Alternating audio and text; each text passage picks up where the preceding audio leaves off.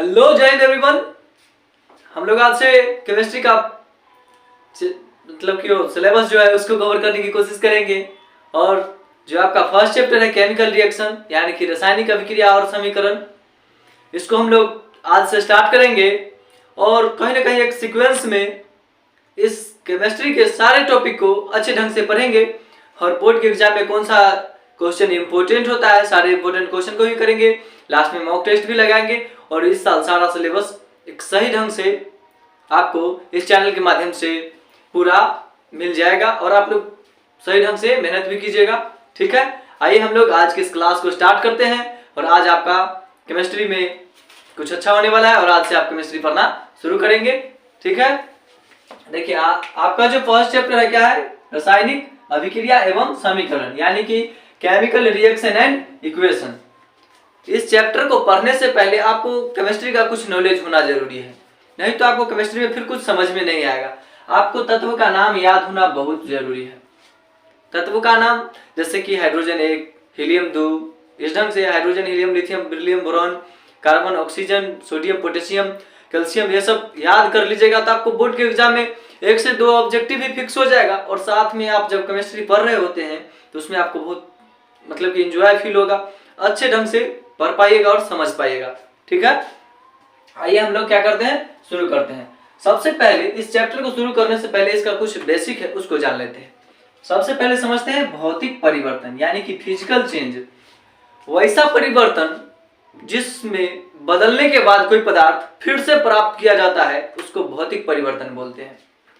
वैसा परिवर्तन जिसमें कोई पदार्थ बदलने के बाद फिर से पुनः प्राप्त किया जा सकता है तो उसको क्या बोलते हैं, भौतिक परिवर्तन। जैसे में आप क्या कर सकते हैं, चीनी और पानी को खोल दीजिए और फिर से उस पानी को आग पर चढ़ाइएगा, उसके ऊपर ताप दीजिएगा नीचे से, तो क्या होगा, पानी फिर से उड़ जाएगा और आपके पास चीनी बच जाएगा। यानी कि इसी को हम लोग क्या बोलते हैं, भौतिक परिवर्तन। मतलब जिस पदार्थ को बिलियन में, बिलियन मतलब घोल होता है, क्या होता है, बिलियन का मतलब घोल डाले और फिर से क्या हो जाएगा, हमको पुनः जो चीज मिला रहे हैं वो प्राप्त हो जाएगा। तो उसको क्या बोलते हैं, भौतिक परिवर्तन। बदलने के बाद फिर से ला सकते हैं, भौतिक परिवर्तन। जैसे भात का बनना, पानी में आप चावल को डाल देते हैं तो भात बन जाता है। भात को फिर धूप में सुखा दीजिए, फिर से चावल बन जाएगा।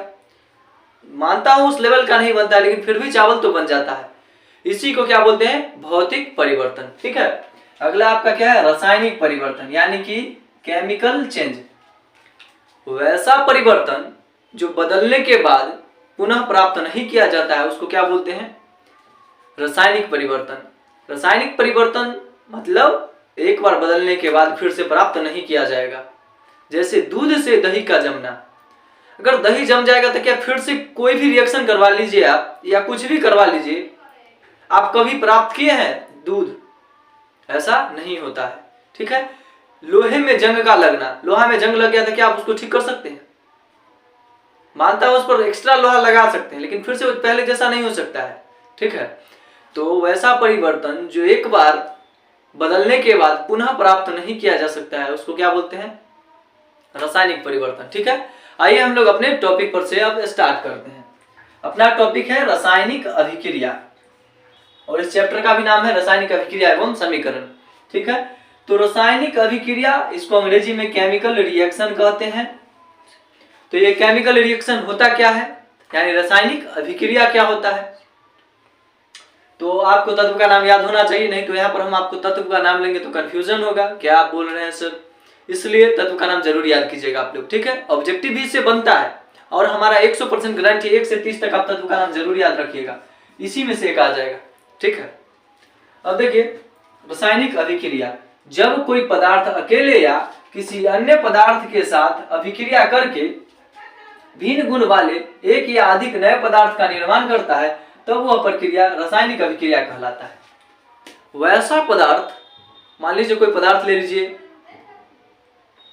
वैसा पदार्थ जब कोई पदार्थ अकेले ही या किसी अन्य पदार्थ के साथ अभिक्रिया करके भिन्न गुण वाले एक या अधिक नए पदार्थ का निर्माण करता है तो वह प्रक्रिया रासायनिक अभिक्रिया कहलाता है, यानी कि केमिकल रिएक्शन कहलाता है। तो देखिए जब हम क्या लेते हैं, कार्बन को लेते हैं, उसके साथ ऑक्सीजन को लेते हैं, तो जब कार्बन और ऑक्सीजन का क्या होगा, रिएक्शन होगा, तो कार्बन डाइऑक्साइड बनता है। क्या बनता है, कार्बन डाइऑक्साइड। कार्बन डाइऑक्साइड क्या है, एक गैस है, CO2 बनता है, C+O2 एरो CO2। ठीक है, तो C+O2 एरो क्या बना, CO2। कार्बन और ऑक्सीजन के बीच में अभिक्रिया करवाए और अभिक्रिया करने के बाद कार्बन डाइऑक्साइड गैस बनता है। तीर का चिन्ह बताता है जो ऊपर गैस है ये, अगर नीचे रहे तो समझ जाइएगा क्या है, भारी चीज है, यानी भारी पदार्थ है। ठीक है, तो और इसमें देखिए, इसमें तो दो पदार्थ भाग लिया था, और इसमें क्या है, बड़ा यौगिक है, कैल्शियम कार्बोनेट है, CaCO3 है। इसको टूटने के बाद CaO और CO2 बना है, इसके टूटने से CaO या CO2 बना है। और इसको ध्यान से पढ़िए, जब कोई पदार्थ अकेले, तो ये पदार्थ क्या था, अकेले था, अकेले ही अन्य पदार्थ के साथ अभिक्रिया करके, तो ये अकेले क्या किया, अभिक्रिया किया। अभिक्रिया करने के बाद भिन्न गुण वाले अधिक नए पदार्थ का निर्माण करता है, एक या अधिक नए पदार्थ का निर्माण करता है, तब वह प्रक्रिया रासायनिक अभिक्रिया कहलाता है। तो देखिए भिन्न गुण वाला बना कि नहीं, कैल्शियम कार्बोनेट यानी कि चूना पत्थर, तो यहाँ पर CaO कैल्शियम ऑक्साइड बना और CO2 गैस बना, टूट गया, अलग हो गया, दोनों का गुण अलग अलग है, भिन्न गुण वाले, मतलब जो उसका टूटने के बाद, रिएक्शन होने के बाद जो गुण होगा पूरा बिल्कुल बदल जाएगा। यहाँ पर देखिए कार्बन था, अकेले था, और ऑक्सीजन के साथ संयोग जैसे ही किया, कार्बन डाइऑक्साइड गैस बन गया। ठीक है, यानी कि परिवर्तन हो गया, भिन्न गुण, इस इधर का जो गुण होगा इधर के गुण से बिल्कुल अलग होगा। ठीक है, उसके बाद इसी में आता है अभिकारक। जो पदार्थ अभिक्रिया में भाग लेता है उसको अभिकारक कहते हैं। तो देखिए इस अभिक्रिया में कार्बन और ऑक्सीजन भाग लिया था, तो कार्बन और ऑक्सीजन क्या हो जाता है, अपना अभिकारक। वैसा पदार्थ जो रासायनिक अभिक्रिया में भाग लेता है उसको क्या बोलते हैं, अभिकारक बोलते हैं। क्या बोलते हैं, अभिकारक। और रासायनिक अभिक्रिया के फलस्वरूप जो नए पदार्थ बनता है उसको बोलते हैं प्रतिफल। वह पूछेगा प्रतिफल क्या होता है, प्रतिफल क्या होता है या प्रतिफल क्या है, तो रासायनिक अभिक्रिया, वैसा पदार्थ जो रासायनिक अभिक्रिया के फलस्वरूप बने नए पदार्थ को प्रतिफल कहते हैं। रासायनिक अभिक्रिया के फलस्वरूप मतलब उसके बाद जो पदार्थ बनता है उसको क्या बोलते हैं, प्रतिफल बोलते हैं।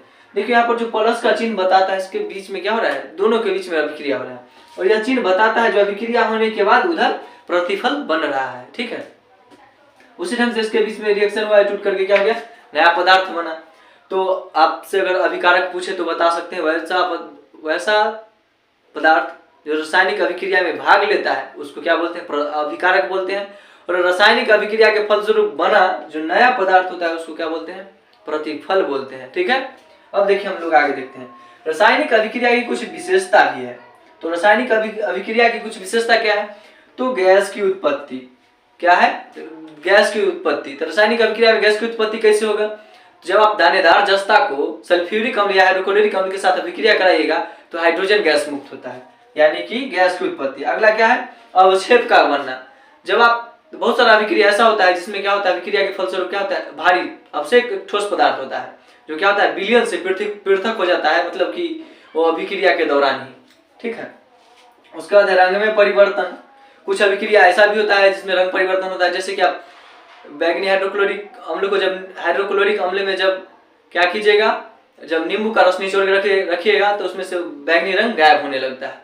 ठीक है, उसके बाद क्या है, ताप में परिवर्तन। कुछ रासायनिक अभिक्रिया ऐसा भी होता है जिसके फलस्वरूप क्या होता है, ताप में परिवर्तन हो जाता है। ताप में परिवर्तन दो प्रकार से होता है, एक होता है उष्माक्षेपी और उष्माशोषी।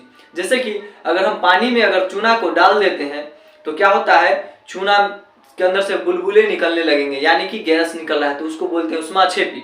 और कुछ अभिक्रिया ऐसा होता है जिसमें उष्मा का क्या होता है, मतलब सोख लिया जाता है, तो उसको बोलते हैं उष्माशोषी। ठीक है, उसके बाद अवस्था में परिवर्तन। तो कुछ रासायनिक अभिक्रिया ऐसा भी होता है जिसमें क्या होता है, अवस्था में परिवर्तन होता है। जैसे कि आप देखे होंगे मोमबत्ती का जलना, जब मोमबत्ती जल रहा होता है तो क्या होगा, मोम पिघल के नीचे गिर जाता है और बत्ती जल जाता है, तो क्या हुआ, मोम की अवस्था में क्या हो गया, परिवर्तन हो गया। ठीक है, तो ये था उसकी कुछ रासायनिक अभिक्रिया की विशेषता। आइए अब हम लोग क्या करते हैं, रासायनिक समीकरण को समझते हैं। ठीक है, देखिए रासायनिक समीकरण, इसको अंग्रेजी में हम लोग केमिकल इक्वेशन बोलते हैं। क्या बोलते हैं, केमिकल इक्वेशन, यानी कि रासायनिक समीकरण। किसी रासायनिक अभिक्रिया में भाग लेने वाले पदार्थ के संकेतों एवं सूत्रों की सहायता से संक्षिप्त निरूपण रासायनिक समीकरण कहलाता है। देखिए, कोई भी रासायनिक अभिक्रिया हो, वैसे उस रासायनिक अभिक्रिया का जितना भी भाग लेने वाले जो पदार्थ है उनके संकेत और सूत्र की सहायता से उसका संक्षिप्त मतलब शॉर्टकट निरूपण मतलब व्यक्त करना, उसको लिखना क्या कहलाता है? रासायनिक समीकरण कहलाता है। ठीक है, उदाहरण के लिए इधर हो गया आपका हाइड्रोजन, इधर हो गया क्लोरीन। हाइड्रोजन और क्लोरीन के बीच में रिएक्शन हुआ, अभिक्रिया हुआ, और अभिक्रिया के फलस्वरूप बना हाइड्रोक्लोरिक अम्ल। क्या बना? HCl, हाइड्रोक्लोरिक अम्ल। इधर हाइड्रोजन, इधर क्लोरीन, और इसके बीच में हम क्या कराए? रिएक्शन कराए, और रिएक्शन के फलस्वरूप क्या बना? हाइड्रोक्लोरिक अम्ल बनता है। क्या बनता है? हाइड्रोक्लोरिक अम्ल। अब देखिए, इसमें आपको कुछ देखने को मिलेगा। देखिए, हाइड्रोजन प्लस, यहाँ पर लिखते हाइड्रोजन के 2 परमाणु, फिर से लिखते प्लस, यानी जोड़ने पर या उसके बीच अभिक्रिया क्लोरीन के साथ क्लोरीन के 2 परमाणु के साथ अभिक्रिया कराने पर 2 अणु वाले हाइड्रोक्लोरिक अम्ल बनता है, या हाइड्रोजन क्लोराइड बनता है। हाइड्रोजन क्लोराइड बनता है, इतना लिखते, इसलिए उसको शॉर्टकट में लिखा जाता है। प्लस का चिन्ह बताता है इस दोनों के बीच में रिएक्शन होगा। हाइड्रोजन लिख दिया, हाइड्रोजन सब लिखने के बजाय H लिख दिया, उसका संकेत यूज कर दिया, और क्लोरीन का भी संकेत यूज कर दिया, उसके परमाणु की जगह पर परमाणु का संख्या लिख दिया, और यहाँ पर उसके फिर से संकेत को लिख दिया गया। यानी कि रासायनिक अभिक्रिया में भाग लेने वाले पदार्थ के संकेत, जैसे हाइड्रोजन का संकेत H होता है, संकेत और सूत्र, प्लस क्या हो गया, और ये तीर के चिन्ह क्या है? सूत्र है। सूत्र की सहायता से उस अभिक्रिया का संक्षिप्त मतलब शॉर्टकट निरूपण क्या कहलाता है? रासायनिक समीकरण कहलाता है। आई होप आप लोगों को समझ में आ रहा होगा। आगे देखिए, रासायनिक समीकरण लिखने के नियम, और ये अब की बार 5 नंबर में बोर्ड के एग्जाम में पूछा गया था, वेरी इंपॉर्टेंट। 5 अंक में आपसे अब की बार सेकेंड सिटिंग बिहार बोर्ड पूछा है 2023 में। हो सकता है क्या पता 2024 में भी आ सकता है। ठीक है, इसलिए पढ़ लेना जरूरी है। आपके चैप्टर में आप पढ़ ही रहे, जो अच्छे ढंग से पढ़िए। तो रासायनिक समीकरण लिखने का नियम, पहला, अभिक्रिया के अभिकारकों को उनके संकेतों और अनुसूत्रों के पदों में समीकरण के बाईं ओर लिखा जाता है। जो अभिक्रिया होता है, मान लीजिए यहाँ पर कोई अभिक्रिया हो रहा है, तो इसके बाईं ओर समीकरण को लिखा जाता है। समीकरण को किस ओर लिखा गया है? बाईं ओर लिखा गया है। ठीक है, उसके बाद अभिकारकों के सूत्रों के बीच धन चिन्ह दिया जाता है। जो अभिकारक होता है, रासायनिक अभिक्रिया में भाग लेने वाला ये दोनों तत्व है, तो इसको क्या बोलते हैं हम लोग? अभिकारक। तो अभिकारक के बीच में प्लस चिन्ह दिया जाता है, तो इसके बीच में देखिए प्लस चिन्ह है ना, धन चिन्ह जिसको हम लोग बोलते हैं, प्लस चिन्ह द्वारा क्या किया जाता है? दिखाया जाता है। अगला क्या है? अभिकारकों के प्रतिफल और संकेतों अनुसूत्रों समीकरण के बाईं ओर लिखा जाता है। देखिए, अभिकारक के समीकरण के बाईं ओर लिखा गया। उसके बाद अगला क्या कहता है? प्रतिफल के सूत्र के मध्य धन चिन्ह दिया जाता है। जो प्रतिफल भी कुछ ऐसे होते हैं जिसको क्या किया जाता है? धन चिन्ह के द्वारा दिखाया जाता है। जैसे कि देख लीजिए यहाँ पर, जो खुद से बहुत बड़ा यौगिक है, इसके टूटने से 2 या अधिक क्या बना है? 2 प्रतिफल बना है, तो इसके बीच भी धन चिन्ह दिया जाता है। ठीक है, उसके बाद प्रतिफलों के सूत्रों के मध्य धन चिन्ह दिया जाता है। ये तो हो गया आपका। अगला क्या कहता है? अभिकारक और प्रतिफलों के बीच तीर का चिन्ह द्वारा दिखाया जाता है कि अभिक्रिया किस ओर हो रहा है। देखिए, अभिकारक को इधर तो हो गया अभिकारक, और इधर हो गया प्रतिफल। इधर अभिकारक, इधर प्रतिफल। रासायनिक अभिक्रिया में दोनों भाग ले रहा है। रासायनिक अभिक्रिया में भाग लेने वाले समीकरण को अभिकारक बोलते हैं, और इधर जो बना आपका प्रतिफल, इधर अभिकारक, इधर प्रतिफल। और इसके बीच में जो तीर का चिन्ह दिख रहा है, यह अभिक्रिया को दर्शा रहा होता है, दिखा रहा होता है। और अभिक्रिया यह बताता है कि अभिक्रिया किस ओर हो रहा है और किस चीज से किस चीज में बदलता है। और रासायनिक विज्ञान में कोई भी चीज ऐसा नहीं है जो तुरंत हो जाता है या 100% हो जाता है। जैसे कि कभी लोहा में जंग लगते हुए आप लोग देखे ही होंगे, तो क्या 100% लोहा को खराब कर देता है? ऐसा नहीं होता है। तो कोई भी चीज जब बदलना शुरू होता है तो एक बार में नहीं बदल जाता है, और पूरा नहीं बदल जाता है, उसमें बहुत सारा टाइम लगता है। तो केमिस्ट्री में जो भी रिएक्शन होता है वो तुरंत नहीं हो जाता है। रासायनिक मतलब मान लीजिए किसी लोहे में जंग का लगना शुरू हुआ, तो पूरा लोहा 100% कहीं जंग से खराब नहीं होगा। ठीक है, और वो एक दिन में जंग लग के खराब नहीं हो जाता है, उसमें बहुत सारा साल लग जाता है। जैसे कि 30 साल, 40 साल, 10 साल, 20 साल, 5 साल, जिस ढंग से उसका वातावरण होता है उसके अनुसार उसका क्या होता है, और उसका जो बनावट होता है उसके अनुसार उसका क्या होता है? संचारण होता है। ठीक है, तो रिएक्शन एक दिन में नहीं हो जाता है, उसके लिए बहुत लंबा समय लगता है और पूरा पूरा 100% कोई भी रिएक्शन आज तक नहीं हुआ है, ठीक है। और कुछ रिएक्शन बहुत कम टाइम में भी हो जाता है, लेकिन हाँ एक चीज तो फिक्स है, कोई भी रिएक्शन 100% नहीं हो जाता है, ठीक है। इस चीज को आपको ध्यान में रखना है। आई होप आप लोग को जो समझाया यहाँ पर समझ में आया होगा। यहाँ पर देखिए a प्लस बी के बीच में भी यहाँ पर धन चिन्ह दिया गया है, इधर भी धन चिन्ह दिया गया है, यानी यह बताता है जे और ए और बी क्या है, यहाँ पर ये अभिकारक है और इधर जो सी और डी क्या है, प्रतिफल है। इसके बीच में तीर का चिन्ह बताता है कि अभिक्रिया इस ओर हो रहा है, यानी ए बी से सी डी में बदल रहा है, ए बी से सी डी में बदल रहा है, ये नहीं जो बदल गया। जैसे कि हम लोग बचपन में पढ़े हैं 2 + 2 = 4, ये तो पूर्ण रूप से ना 4 हो गया, लेकिन ये भैया ये उस ढंग से नहीं है, ये बदलना शुरू हुआ है, अभी बहुत सारा टाइम भी लगेगा, उसके बाद बदलेगा। आई होप आप लोग अच्छे ढंग से समझे होंगे, और चाहे तो आप इसका स्क्रीनशॉट ले सकते हैं, take a screenshot for that. आप लोग अच्छे ढंग से समझे होंगे और कोशिश करूंगा नेक्स्ट टॉपिक आपके सामने जो इसका नेक्स्ट पार्ट होगा वो जल्दी ही आए, और आप लोग अच्छे ढंग से नोट्स बनाइएगा और अच्छे ढंग से याद भी कीजिएगा, ताकि आपका कोई भी इंपॉर्टेंट क्वेश्चन या जैसा भी क्वेश्चन बोर्ड में पूछा जाए एक भी न छूटे। और आप लोग तत्व का नाम जरूर याद कीजिएगा, आता है तो बहुत अच्छी बात है। जय हिंद, टेक केयर।